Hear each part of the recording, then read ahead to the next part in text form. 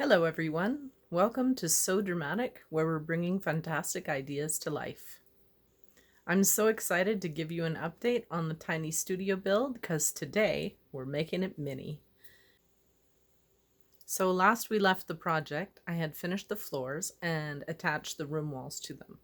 Now I'm making the walls and I'm going to install them. I'm happy to show you the process. Please stay tuned till the end. It's going to be fab.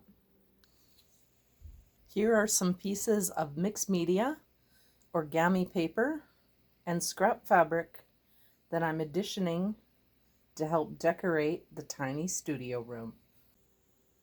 In this section, I'm marking the wainscoting, or the place where I'm going to gesso the paper to, and put in the wainscoting made of stir sticks. So wainscoting is typically about 1/3 the height of the wall. I didn't know this until I started researching it so that the proportion would look correct, and I really like it when the proportions are correct. If they're not, if they're a little bit wonky, you can sort of tell and you look at it and you're like, what is happening here? So I'm using tacky glue here. Because I'm not sponsored, I don't know if I should say which one. I'm putting the boards down one at a time. I'm doing a bead of glue, as you can see, and then using a paint scraper to spread it over the entire thing. That way I'm using less glue. It's not causing warping in the same way, and I'm finding it doesn't bubble up and doesn't create as big of a mess, because mess is always a thing when you're crafting, right? It's trying to minimize the mess, clean up in between sections, and make it all sort of work. Okay, so the wainscoting is 3.5 inches long. I cut them all out first and sanded the edges because of what's coming. So the wainscoting is about 1/3 the length of the total wall. Apparently that's pretty normal in house renovations and stuff. So that's what we're doing today. So here is the wainscoting varnishing.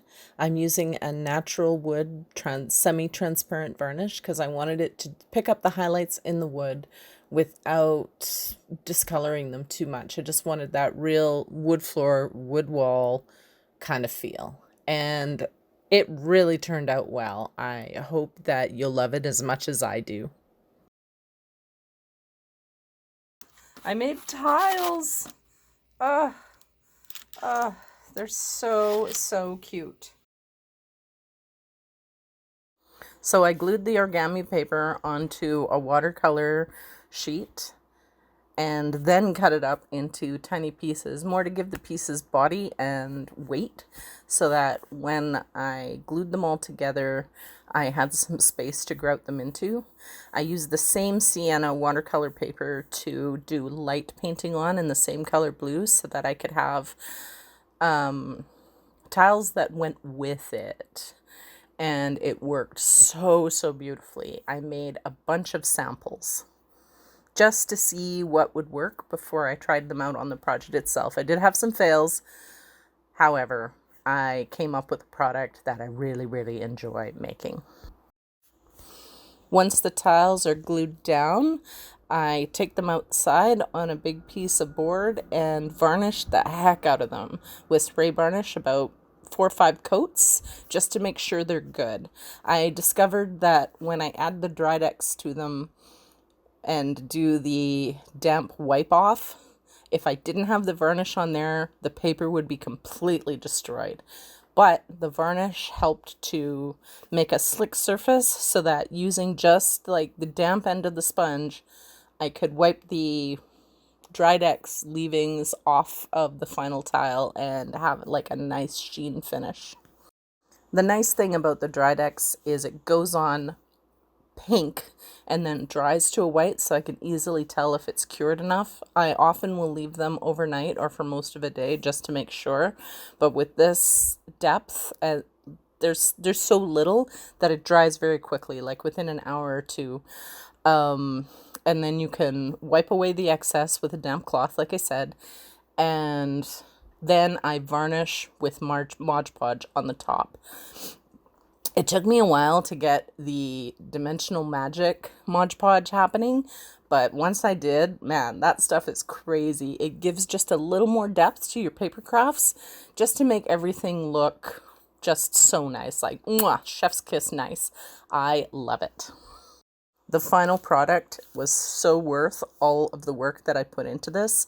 And the samples are great too. I was able to use the samples as part of the cabinet that I later made. Here's a picture of that cabinet just to show you what can be done with the scraps. So I've saved all the scraps for accents and whatever I might need. I made way too many tiles, but that's okay because I was expecting some of them to just not work.